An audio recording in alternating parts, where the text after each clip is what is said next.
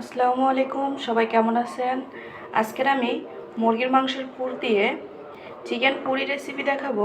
দেখুন, তার জন্য মুরগির মাংসটা আমি কিন্তু আগে থেকে ব্লেন্ড করে নিয়েছি, একদম কিমা বানিয়ে নিয়েছি। আর এদিকে আমি ময়দা নিয়েছি। তো প্রথমে আমি ময়দাটা খুব ভালো করে মেখে নেব, তারপরে আমি চিকেনের পুরটা রেডি করব। তো এখানে প্রথমে আমি পরিমাণ মতো লবণ দিয়ে দিচ্ছি, এবার কিছুটা সাদা তেল দিয়ে দিচ্ছি। এবার একটু ময়াম করে নেব ময়দাটা, খুব সুন্দর করে ময়াম করে নিয়েছি।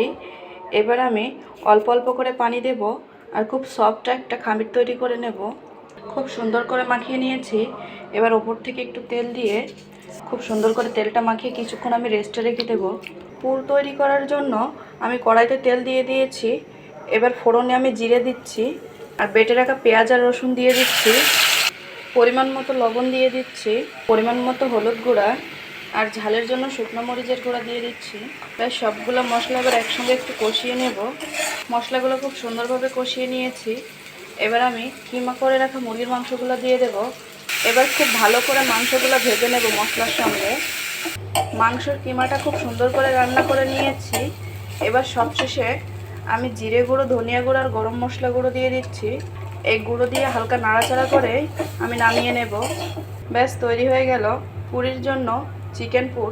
তো এবার আমি সবগুলো এবার নামিয়ে একটু ঠান্ডা করে নেব।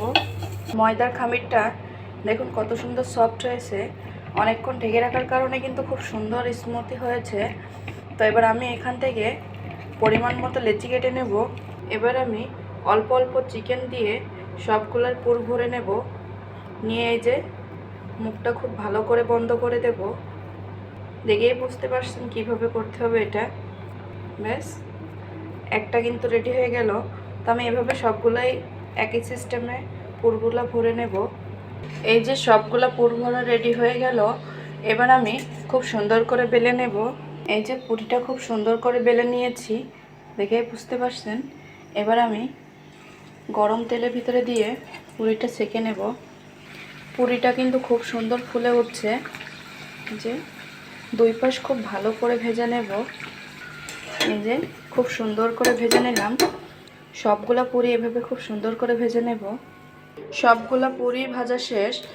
প্রত্যেকটা পুরি এতটা পরিমাণ ফুলেছে যে কি বলবো, ফুলে আবার কিছুটা চুপসেও গেছে কয়েকটা। তো দেখুন কি পরিমাণ সফট হয়েছে আর ফুলছে। তো আপনাদের একটা ছিঁড়ে দেখায় ভিতরে পুরটা কতটুকু ছড়িয়েছে।